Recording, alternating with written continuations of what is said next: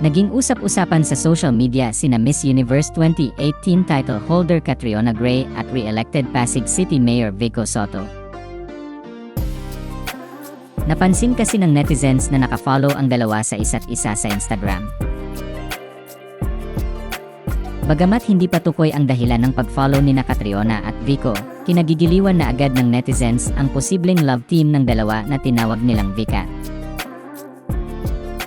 May ilang netizens ding nagsabing bagay daw sina Catriona at Vico at hindi umano katakataka kung sakaling magkatuluyan ang dalawa dahil pareho naman daw silang single at born-again Christian.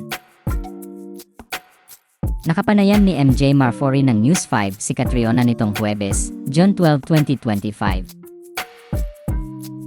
Doon ay naitanong sa kanya ang tungkol sa pagpapafollowhan nila ni Vico sa Instagram na naghatid ng kilig sa netizens. Natatawang sinabi ng beauty queen na nagulat daw siya dahil hindi raw niya in-expect na may meaning ang pag-follow nila ni Vico sa isa't isa. Pero nilinaw niya na nag-follow lang talaga sila ni Vico sa isa't isa pero hindi raw sila nag-uusap sa DM o direct message. Ba na viral ka in the best way. Kinilig kami lahat kahit hindi Valentine's. Nagulat ako. Bakit? Ano yun? Like, Hindi ko na-expect na may media na ganyan. we got so surprised. I was like, ano to? Yeah, really. Pero nag-followan ba kayo? Was that it? Dalawan lang. Ni Vico. But nothing more. Walang slide into the DMs. Mutuals lang. Di ba, Jen? Oh. Napareact din ang beauty queen nang malaman niyang Vicat ang tawag sa kanila ni Vico.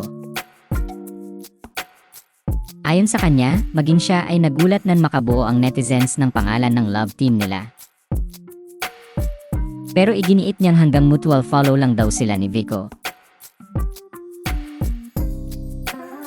Oh, pero ano masasabi mo lang dun sa mga fans? Ano, Vicat? Vicat daw. Oh my God, Vicat pala yung tawag.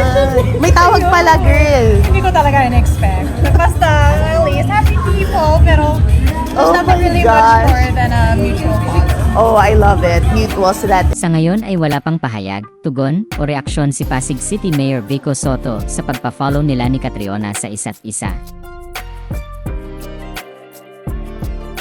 Si Catriona Gray ay hiwalay na sa dati niyang fiancé na si Sam Milvay.